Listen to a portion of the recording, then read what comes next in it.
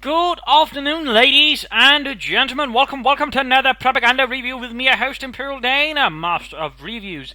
Covering today the latest DLC for Total War Attila, Age of Charlemagne. Available on Steam for about, I think, 13-14 euros or so. There was a bit on offer, slightly cheaper there in the preview, but overall it is now out. Came out Thursday. Slight hiccup though, since basically there was apparently communications mix-up, so there's like a few hours for the patch was up, we couldn't actually play it. Slight detail there, fun side story. Anyways, what do you sort of actually get? I mean, yeah, that's what you want to know. Is this good, and what do you get? Overall, so initially, if you just wanted the really short version, yes, this is good, but with a few caveats. No Byzantines. Boo. Longer story, you get 8 factions. You get the Kingdom of Charlemagne, Kingdom of Asturias, and fun facts, Alphonse, or how is that supposed to be pronounced, can also mean pimp in Danish. There is the Asturians, sort of fighting from northern Spain. Charlemagne here from part of France. There's also his brother Carloman, who has a similar kingdom, because, well, French hereditary laws worked like that back then. You got the Avars, so sort of the more horde faction, but at the same time not. There are no hordes. There's only one faction where you can burn down stuff. That is the Asturians. These aren't a horde, but they're basically the horse people. You got the Emirate of Cordoba, the only Muslim faction with some interesting bonus, including a research bonus. You got the Kingdom of the Danes, the only faction with no cavalry. On the other hand, they suffer very little in attrition to either winter or seasickness, or for that matter, high seas. It doesn't say winter, but essentially they all got a sort of secret, we like the cold bonus, which they don't talk about. I'm not complaining. Charlemagne, by the way, probably being sort of more alongside the Lombards. We'll get to them. In fact, now here, the Lombards, sort of the northern Italian sort of fellows, alongside the Charlemagnes, they're the ones with actually the most units in the game.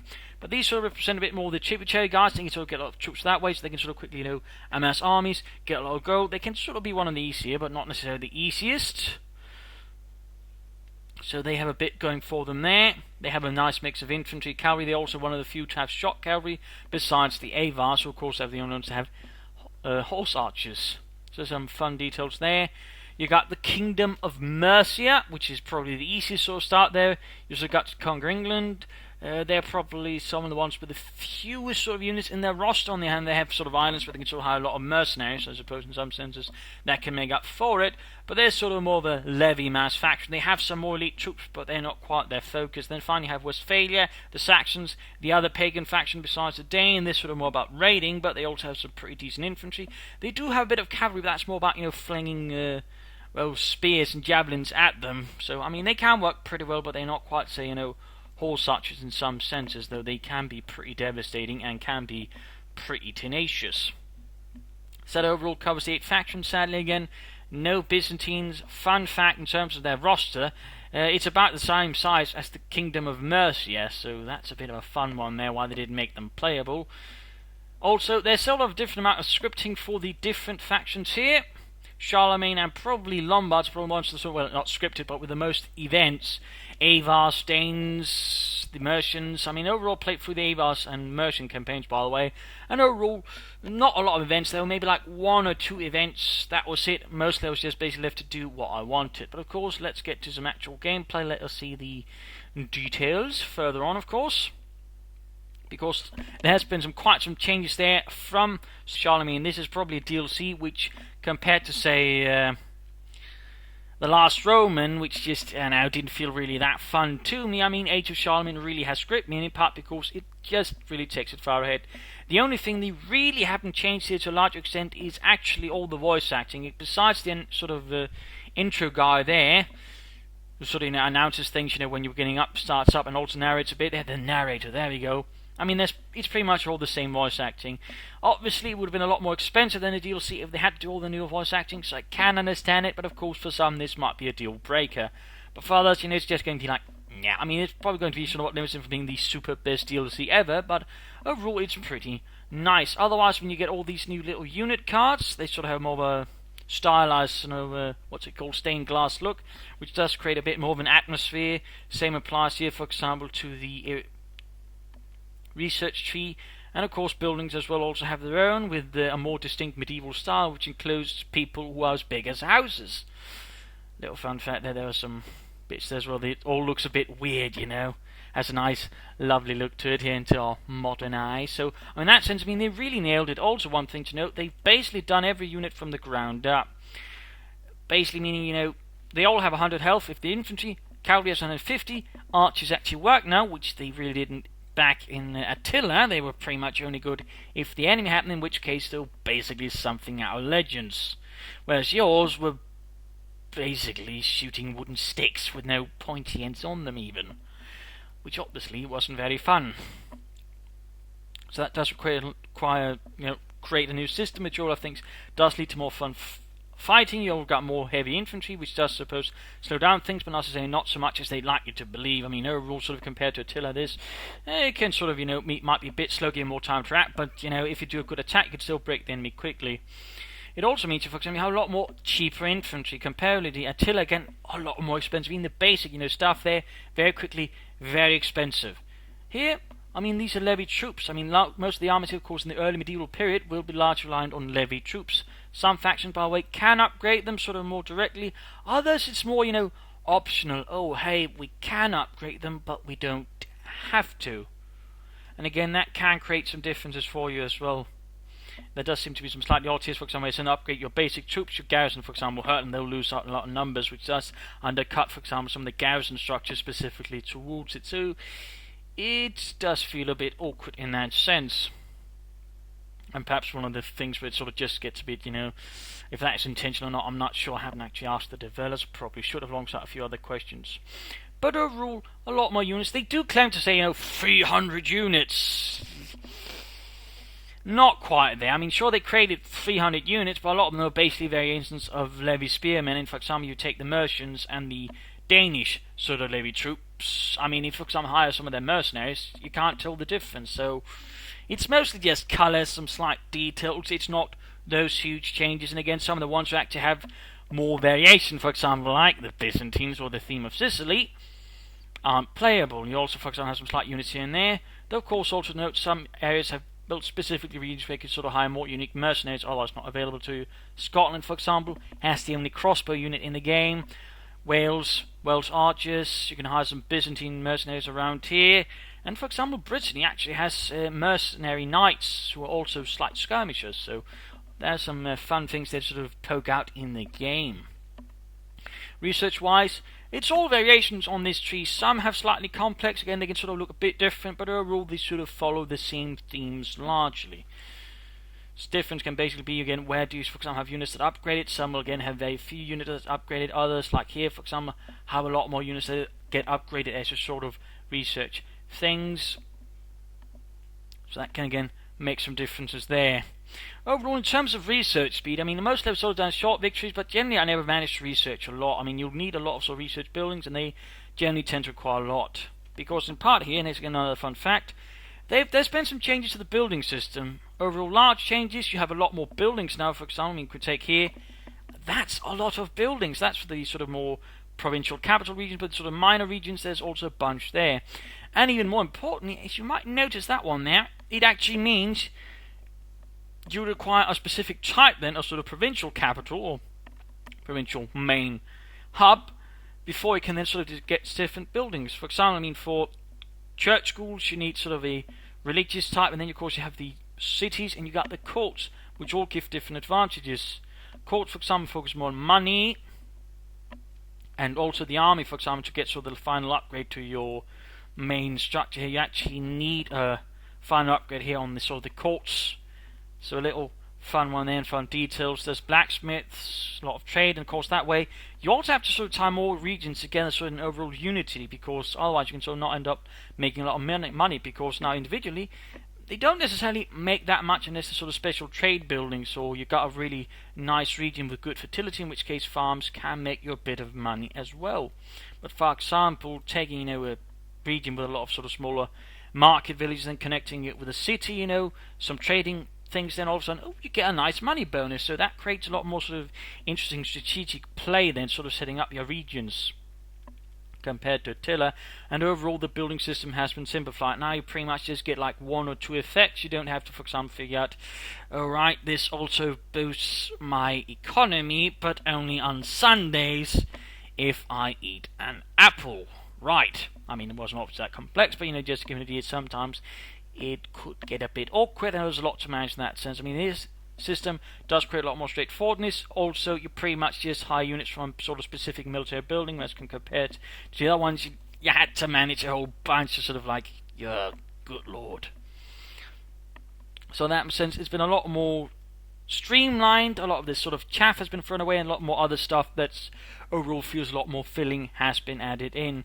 So, veterans went out, they've sort of been changed into assassins. They sort of can still do some of the same things that they could, but overall some slight changes there. Spies are more spies specific. You got religious buildings. Religion just mostly sort of comes to sort of controlling areas, not so much changing your own religion. You can't convert any here. I mean, it's basically it. It also basically means that for the most part the Christians just get an easy job of it compared to, say, the Avars or any sort of pagan. When you sort of move into Christian territory, where things are going to hurt you a lot more. You also got the Pope, by the way, who will have an effect on some of the religious countries, and if you attack him, you get excommunicated, which means everybody hates you, unless they're not Christian, in which case they think you're kind of cool. Also, no playable Byzantines. Boo. But in that way, a lot there's being added to the game, some things being removed. Overall, I rather like it, actually. On top of that, the AI has also received some overhauls. It's more aggressive now, it's less timid.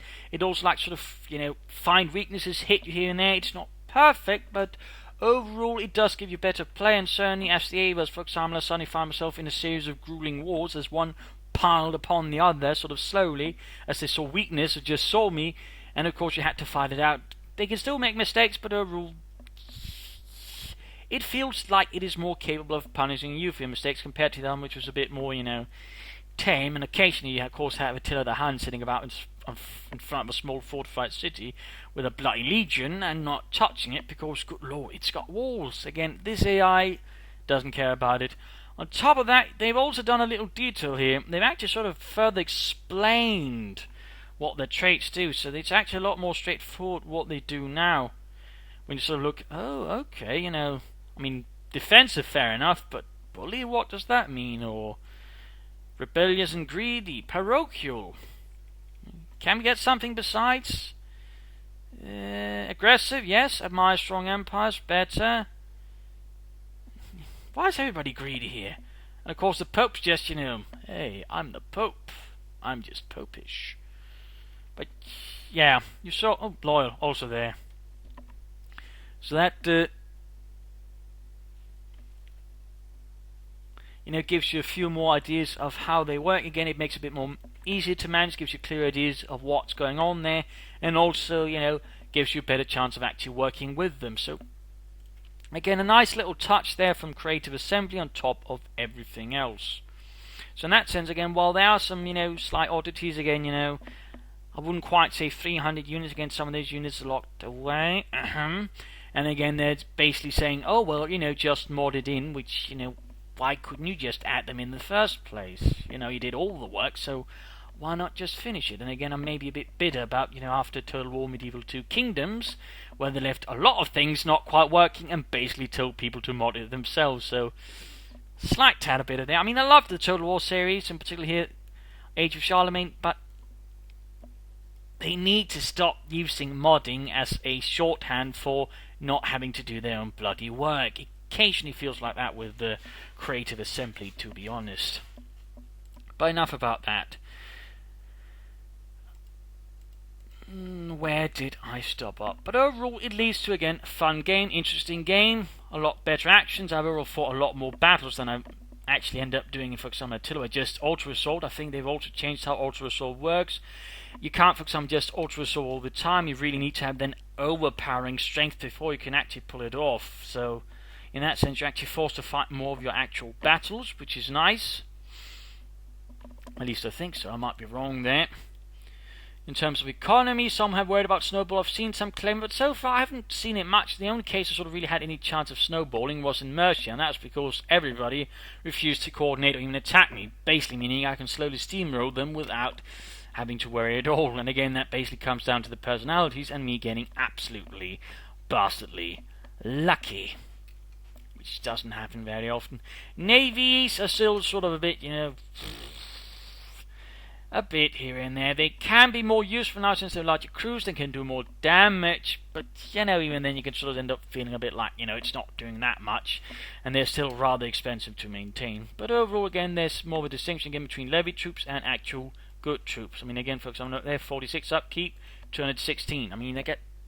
It does create emphasis for more larger medieval levy armies, but made with some few elite troops running in. And if you do try to create a full elite army, it's going to cost appropriately as much. So again, it does feel like the design has also been a bit more focused, a bit more concentrated, and overall a bit more focused on creating a good thing. So again, overall, it's very good. And again, I've been having a lot of fun with Age of Charlemagne in general. Also to note is you have a new system, which I almost forgot, the war weariness system, which basically means if you lose battles, lose towns, your people will get upset with you, meaning of course you're being forced to slowly sort of push towards peace, for example, or trying to sort things out. It can either be solved by basically sort of slowly wearing it out, or winning some battles, taking some towns. That's generally also one way of doing it.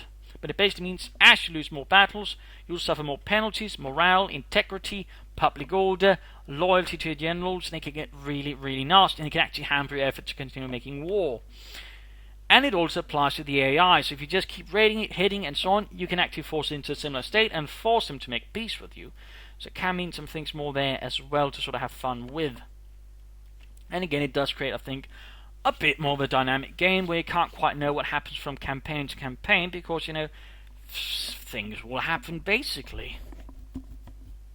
So again, a more streamlined, smoother, and I think overall very fun and interesting game, really. It's probably got more to go, and there might be some more ugliness that appears as we play it, but hopefully there'll be some updates sorting out some of the things. There are some issues, some bugs. For example, apparently I'm hearing the Lombards aren't getting their household stuff, although there's a lot there as well. In fact, some pretty interesting ones. And also have to mention here, close to losing the skills is, they're pretty much all the same. You got sort of more the commander ones, you got sort of the governor ones here, and you've got the big one, the legend one here, and that's it. Similar applies here to this one, though they're a lot more useful now. I remember most of the army traditions were basically rubbish. Now they're a lot more clearer and a lot more accessible. They're pretty much all the same, except for the Danes, who don't get these two, but on the other hand can quickly get to dread to just sort of ruin the enemy's morale.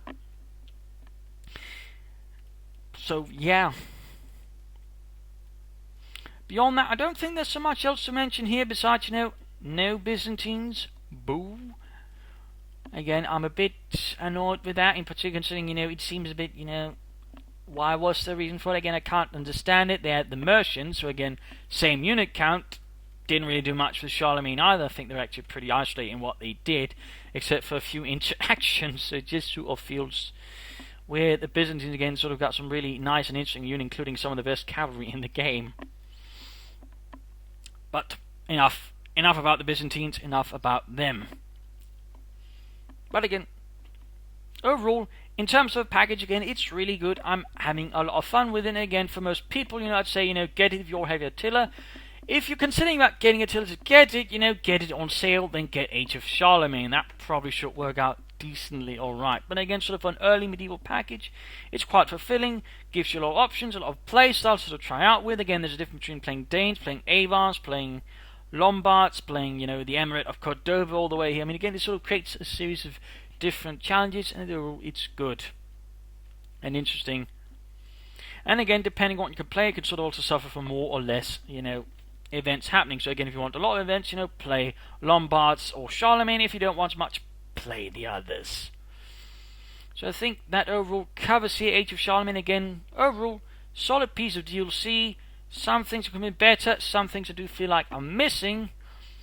Byzantines, but overall, pretty good stuff, and I can easily recommend it to anyone who enjoys Total War, in particular for those who had some fun from the medieval Total War 2. This is sort of, a nice sample of that, but perhaps not quite on the same level, obviously. So, thanks for all for joining in. I hope to see you all another time. Bye.